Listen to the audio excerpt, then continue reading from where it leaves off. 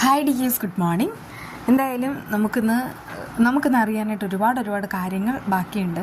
അതായത് ചില ഞെട്ടിക്കുന്ന വിശേഷങ്ങൾ.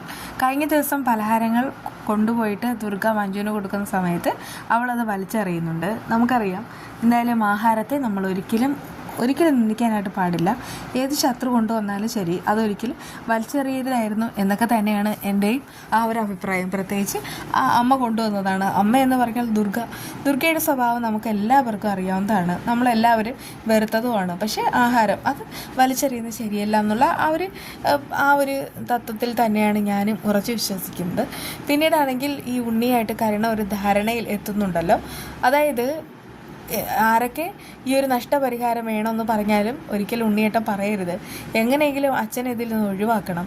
അച്ഛൻ നിരപരാധിയാണ്. അച്ഛന് പിന്നെ അല്ലറ ചില്ലറ കാര്യങ്ങളെല്ലാം ചെയ്തുകൊണ്ടാണ് ജീവിച്ചിരുന്നത്. പക്ഷേ ഇത്രയും വലിയൊരു കൊലപാതകത്തിൻ്റെ കൊട്ടേഷൻ കൊണ്ടുവന്ന് കൊടുത്തത് നിങ്ങളുടെ അമ്മാവനാ. അപ്പോൾ പിന്നെ അയാൾ നഷ്ടപരിഹാരം തന്നോട്ടെ, പക്ഷേ എൻ്റെ അച്ഛന് ഇനി തരാനായിട്ട് അധികം ഒന്നുമില്ല.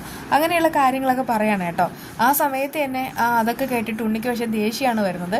ഇനിയിപ്പോൾ കണ്ണേട്ടൻ നഷ്ടപരിഹാരം മേടിച്ചില്ലെങ്കിലും ഞാനത് മേടിക്കുമെന്ന് പറഞ്ഞു തന്നെ നിൽക്കണേ. ആ സമയത്ത് അത് കേട്ടിട്ട് കരുണയ്ക്ക് അവനോട് അത്രമാത്രം വെറുപ്പും ദേഷ്യം ഉണ്ടാവുന്നുണ്ട്. പക്ഷേ ഒന്നും പറയാനായിട്ട് കഴിയുകയില്ല. ഉണ്ണിയുടെ സ്വഭാവം എന്ന് പറയുന്നത് ഇപ്പോൾ ഒരുപാട് മാറിയിരിക്കുന്നു.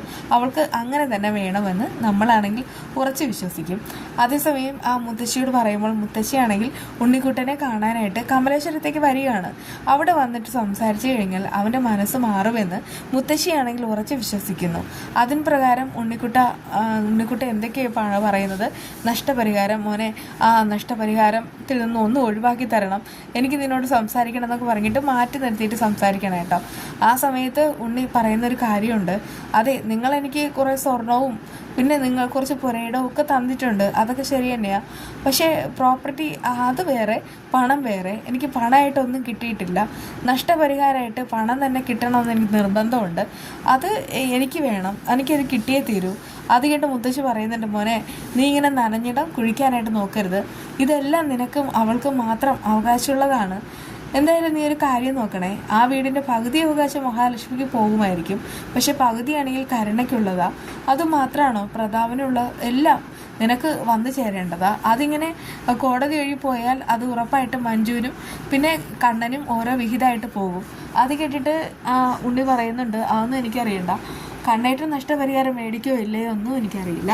പക്ഷേ കണ്ണേട്ടൻ്റെ മനസ്സലിയുന്ന പോലെയല്ല എൻ്റെ മനസ്സ്.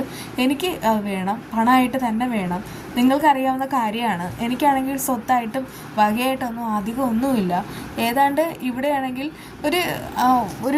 ഒരു വല്ലാത്ത രീതിയിലാണ് ഞാൻ കഴിഞ്ഞു പോകുന്നത്. അതായത് കണ്ണേട്ടൻ പണം തന്നാൽ എനിക്ക് ജീവിക്കാമെന്നുള്ളതല്ലാതെ എനിക്ക് യാതൊരുവിധ വേറെ വരുമാനങ്ങളൊന്നും തന്നെയില്ല.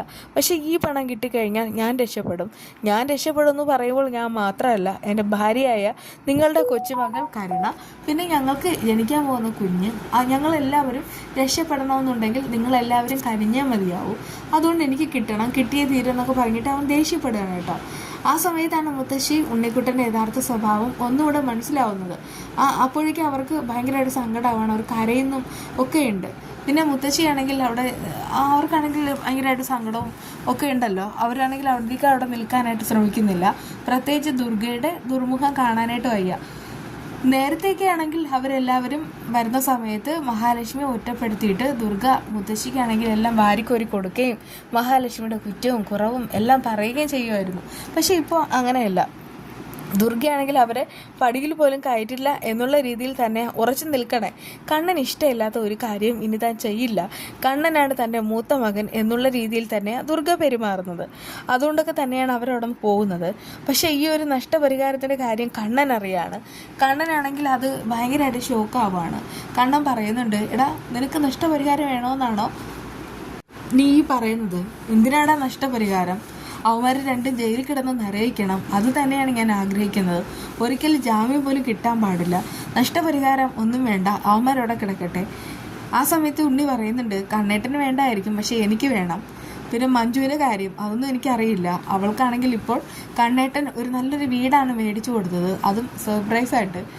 അവൾക്ക് ഇതിൽ പരം സന്തോഷം വേറെ ഇല്ലതാനും. പക്ഷേ എനിക്കാണെങ്കിൽ ഇങ്ങനെ ഒന്നുമില്ല. അതുകൊണ്ടൊക്കെ പറയാണ്, എനിക്ക് ജീവിതത്തിൽ ഒരു സമ്പാദ്യം വേണം. അതിന് നഷ്ടപരിഹാരം കിട്ടുകയാണെങ്കിൽ അതെനിക്ക് വലിയ സഹായമാവും. ആ സമയത്ത് അധികമായിട്ട് കണ്ണന് ദേഷ്യമാവാണ്. കണ്ണൻ പറയുന്നുണ്ടില്ല, നഷ്ടപരിഹാരം മേടിക്കാൻ സമ്മതിക്കില്ല, കാരണം അത് നമ്മുടെ അച്ഛൻ്റെ ജീവൻ്റെ വിലയാണ്, അത് നീ മനസ്സിലാക്കുക. പിന്നെ ഞാൻ ഇതുവരെ നരകിച്ചത് എല്ലാറ്റിനും ചേർത്തിട്ടുള്ള വിലയാത്, അത് മേടിക്കാൻ വേണ്ടിയോ നീ തീരുമാനിക്കുക. ആ സമയത്ത് ഉണ്ണി സ്ട്രോങ് ആയിട്ട് നിൽക്കുകയാണ് കേട്ടോ. ഉണ്ണി പറയുന്നുണ്ട്, ഇല്ല, നിങ്ങൾ ഇനി എന്തൊക്കെ പറഞ്ഞാലും ശരി, നിങ്ങൾക്ക് വേണ്ടെങ്കിൽ വേണ്ട, പക്ഷേ എനിക്ക് വേണം, ഞാനത് മേടിച്ചെടുക്കുന്നൊക്കെ പറഞ്ഞിട്ട് ഭയങ്കരമായിട്ട് ദേഷ്യപ്പെടാണേ. ആ സമയത്താണ് കണ്ണന് ഈ ഉണ്ണിയുടെ ആ ഒരു ക്യാരക്ടറിനെ പറ്റി കൂടുതലായിട്ട് മനസ്സിലാവുന്നത്. ആ സമയത്ത് ഉണ്ണിയാണെങ്കിൽ ദുർഗയോട് പറയുന്ന ഒരു കാര്യമുണ്ട്, അമ്മേ അവർക്ക് നഷ്ടപരിഹാരം വേണ്ടെങ്കിൽ വേണ്ട, പക്ഷെ എനിക്ക് വേണം അമ്മേ, ഞാൻ വിചാരിച്ചതൊക്കെ എനിക്ക് നേടിയെടുക്കണം, ഓരോന്നായിട്ട് നേടിയെടുത്തേ മതിയാവും. നിങ്ങൾക്കൊരു കാര്യം അറിയില്ലേ, പണം ഇല്ലെങ്കിൽ പിന്നെ എന്ത് വിലയാണ് ഉള്ളത്? പ്രത്യേകിച്ച് കരുണയുടെ മുത്തശ്ശിയുടെ മുന്നിൽ ഞാൻ ഒരുപാട് നാണം കെട്ടതാ. അതുകൊണ്ടൊക്കെ പറയാണ്, എനിക്ക് പണം വേണം അമ്മേ, അമ്മയ്ക്കാണെങ്കിൽ അത് തരാൻ കഴിയില്ല, അതുകൊണ്ടൊക്കെ പറയാണ് ഞാൻ ഈ പണം മേടിച്ചെടുക്കും. അതിപ്പോൾ ആ പ്രതാപൻ്റെ മാത്രമല്ല, വാമൻ്റെ കയ്യിൽ നിന്ന് ഞാൻ പണം മേടിച്ചിരിക്കും എന്നൊക്കെ പറയുന്നുണ്ട് കേട്ടോ. ആ സമയത്ത് അത് കേട്ടിട്ട് ദുർഗയ്ക്ക് വലിയ ഷോക്കാവാണ്. കാരണം അവർക്കറിയാം ആ ഉണ്ണിയുടെ സ്വഭാവം. ഉണ്ണി ഏറെക്കുറെ ഇങ്ങനെ ആക്കിയതും അവർ തന്നെയാണ്. അതിലവർക്ക് വലിയ കുറ്റബോധം ഉണ്ട് താനും. അവർ കരയുന്നുണ്ട് കേട്ടോ. എന്തായാലും ഈ ദുർഗ മാറിയതാവാം, അങ്ങനെ തന്നെ ആയിക്കോട്ടെ, അങ്ങനെ തന്നെ ഇരിക്കുകയും വേണം. അതേസമയം ഈ ഉണ്ണി രണ്ടും കൽപ്പിച്ച് നേരെ ജയിലിലേക്ക് പോവാണ്. അതായത് കാണാൻ പോകുന്നത് വാമനെയും പ്രതാപനെയാണ്. ആദ്യം കാണുന്ന വാമനെയാണ്. കാരണം വാമൻ്റെ കയ്യിലും കുറച്ചേറെ സ്വത്തുക്കളുണ്ട്. അതിപ്പോൾ സ്വാതിയുടെ കല്യാണത്തിന് വേണ്ടിയിട്ടുള്ള സ്വത്തുക്കളാണ്. പക്ഷേ അയാളെ വെറുതെ വിടാനായിട്ട് ഉണ്ണി ഉദ്ദേശിക്കുന്നില്ല. ഉണ്ണി ഒരു വലിയൊരു തുക തന്നെ പറയുന്നുമുണ്ട്. ഈ ഒരു തുക താൻ മേടിച്ചെടുക്കും എന്ന് പറയാണ്. എന്തായാലും കുറച്ച് കാലത്തിന് ശേഷമാണ് ഈ ഉണ്ണിയുടെ സ്വഭാവം ഭയങ്കരമായിട്ട് ഇങ്ങനെ മാറുന്നത്. അയാളാണെങ്കിൽ വല്ലാതെ അങ്ങ് മാറിക്കഴിഞ്ഞു. ആദ്യം വാമദേവന് ഉണ്ണി കണ്ടപ്പോൾ തന്നെ പേടിയുണ്ടായിരുന്നു. കാരണം അവൻ ഏത് രീതിയിലാണ് പെരുമാറുന്നതെന്ന് പറയാൻ പറ്റില്ല. ഉണ്ണിക്ക് മാത്രമായിട്ട് വാമനെ കിട്ടിയിട്ടുമില്ല. അതുകൊണ്ട് ആകെ ഷോക്കിലാണ്. പക്ഷെ ഉണ്ണിയാണെങ്കിൽ നഷ്ടപരിഹാരം മേടിക്കണം എന്നുള്ള ആ ഒരു ചിന്തയിൽ തന്നെ മുന്നോട്ട് പോവുകയും ചെയ്യുന്നു. ഇനിയിപ്പോൾ പ്രതാപൻ്റെയും വാമൻ്റെയും കഷ്ടകാലം തുടങ്ങിക്കഴിഞ്ഞു. അതുപോലെ തന്നെ ആ മുത്തശ്ശി നോക്കിക്കോ, അവരുടെ കാര്യത്തിലും ഒരു തീരുമാനമാകും, ഉറപ്പാണ്. ഇതൊക്കെയാണ് വിശേഷങ്ങളിൽ കാണിച്ചിരിക്കുന്നത്. പിന്നെ മഹാലക്ഷ്മി കുഞ്ഞിന് വേറെ കുഴപ്പമൊന്നുമില്ല, ലേഖ തന്നെ കൂട്ടായിട്ടുണ്ട് താനും. പിന്നെ ഈ ഒരു ബാക്ക്ഗ്രൗണ്ടിൽ കൊടുത്തിട്ടുള്ളത് നമ്മുടെ സ്റ്റുഡിയോയിലെ ആ ഒരു പെർഫ്യൂമാണ് കേട്ടോ.